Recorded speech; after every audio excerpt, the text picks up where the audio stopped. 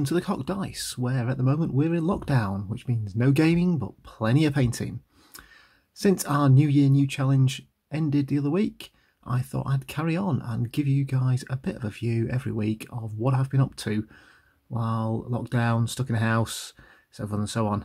This weekend, it's Easter weekend, so I've had kind of 4 days, 3 days now, it's Monday, to get some painting done. Along with what I did since last weekend. So here we go. That's what I've been painting. I'm going to give you some close-ups and talk through what I've been up to.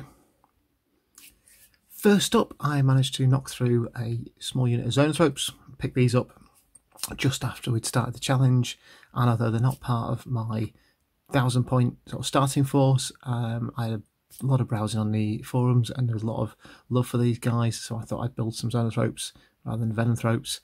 And just add them to the overall list. I'll swap them in and out as and when I like. I'll give you a bit of a close-up of some of these guys. So, minor conversion work. I skipped the lower claws because I didn't particularly like them on the legs. I also didn't put the back fins on these guys. I've just filled the gaps with some green stuff. I kind of really like the old tiny little zoanthropes with the massive heads. I kind of felt the back vents took away from that. I also wanted to use them elsewhere. Try and get this to zoom in a bit. There we go. These are painted the same way as the rest of my force. Just done a bit more shading around the heads to give them that kind of big pinky brainy effect. So there we go. That's another. In addition to the zoanthropes, I thought I'd use some of the spare parts from the kit to build a Neurothrope. It's an extra HQ unit. Kind of useful. It's fairly cheap. Again, there seems to be quite a lot of love for this guy, and it's more likely I'll be able to slip this guy into the force if I want to readjust it a bit, take out the Hive Tyrant or the Broodlord that I'm currently running. This is built out of the same box as I built the zoanthropes. There's a load of spare parts in there, and I'll kind of just talk you through what I've done here.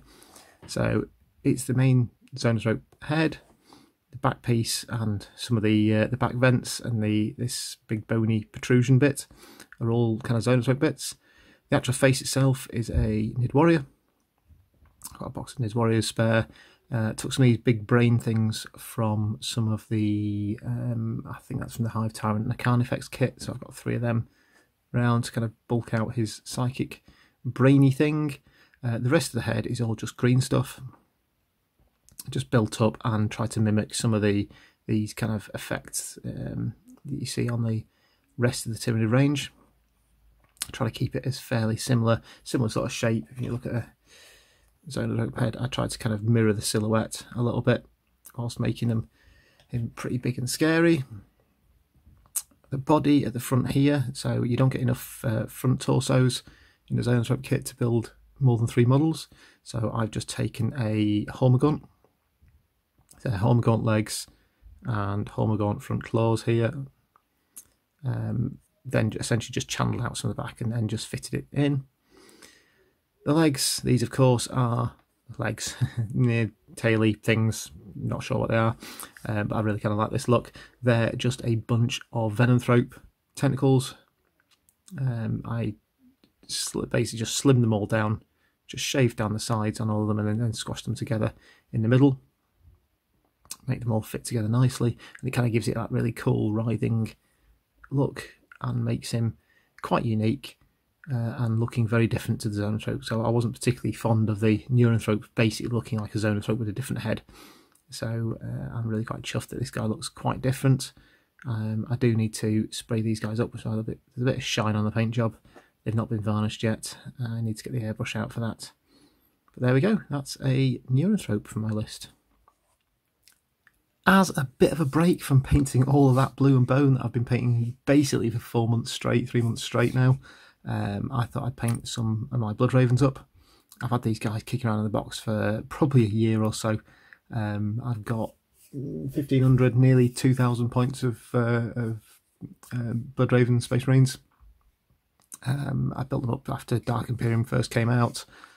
Played with them a bit back then. I really just destroyed my will to paint red, and to be fair, me and Charlie kind of moved away from playing 40k and into a load of skirmish games.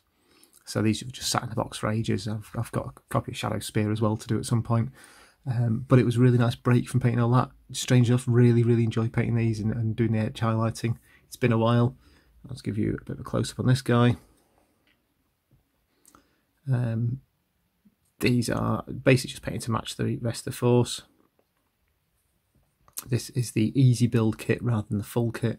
I picked it up on eBay somewhere around the time that Conquest came out, and these were about £6 or £7. I think it was a dirt cheap deal. So it's like, I'll just have them. And I kind of like the big Flamestorm gauntlets. They're cool.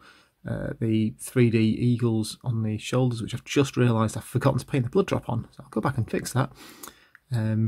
They're from Shapeways store, whose name I've completely forgotten. Pop Goes the Monkey. There you go. So yeah, you can pick them up on Shapeways from a store called Pop Goes the Monkey. He has loads and loads of different shoulder pads with either symbols embedded onto them, or these are actually just little symbols and they come on a sprue. I have got these on pretty much all my troops. If you look at the non-sergeant models on their right shoulder pad, they've got just a skull instead, and then again the 3D eagle symbols on this side. So yeah, they're not a massively complicated paint job. It's just lots and lots of red and edge highlighting. Takes a good few days to do all these panels, but I really like the look of the Primaris Space Marines. They just look proper cool and chunky, and are so much more awesome than little tiny Marines. So I suspect you'll see a few more bits and pieces from that. I'm going to build a Smash Captain. I'm just waiting on some Vanguard veterans to turn up. I've been really struggling to find spare Storm Shields, so I just popped out for a box because there's a few Thunderhammer Storm Shields in there, and I'm going to convert that out of a Phobos Lieutenants from Shadowspear.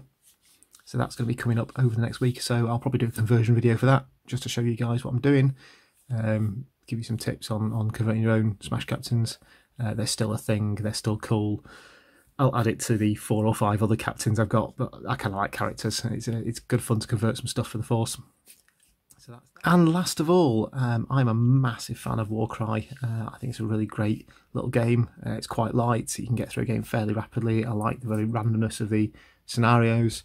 Me and Charlie both got a couple of different warbands for it, and when this guy was first previewed, I absolutely had to have him. The Ogroid Thaumaturge from Silver Tower is one of my favourite models GW's released over the last few years, and when this guy was previewed, he is just as awesome. He is a proper mean looking fella. Paint jobs, pretty much he's kind of painted to match the rest of my Ogroids and Tzeentch stuff, so I always do this kind of very pale front. Now the Tzeentch stuff all has blue backs, but on this guy I wanted to go a bit more kind of monstrous, so I've given him his brown back, and then what I normally do is fade through. Rather than doing that this time, I thought I'd kind of do this kind of spotted pattern just as a transition between the two colours. And then, yeah, plenty of washes to bring out the various different details. Washes across all the scars and the veins, bring them out. I saw a post on Facebook where someone had done a shield as a kind of wood pattern. I really like that, so I've kind of tried to do it myself. It's kind of worked. It's all right. It will do nicely. But yeah, big guy for Warcry, so he'll be featuring in some of our Warcry games whenever we get back to normality.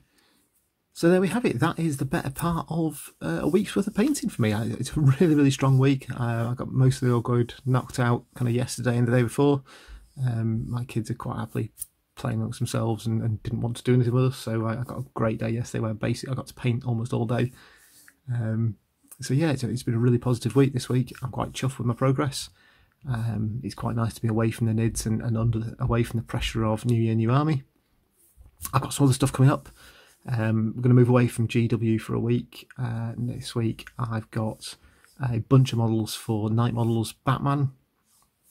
I started prepping last night. In fact, I'll just give you a quick look. So yeah, there's a bit of a change of pace. I'm going to be painting up these guys. I've got this, which is the Batman 2nd edition starter, the first box they released. I really loved these guys when they were first released, and I've had them sat in a cupboard for absolutely ages.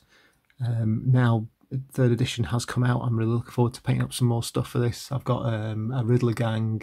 I picked up Killer Croc ages ago because, again, I love the model. I've got a Nightwing, another Batman, all painted up already. So I'm going to add these guys to what I've already got. I've got a few more Cops and Batgirl to paint up as well. So I'm going to try and get all of those knocked out this week, ahead of next weekend when I should get my third edition Batman box, and I'll do maybe a bit of a review and that in my kind of weekly update video.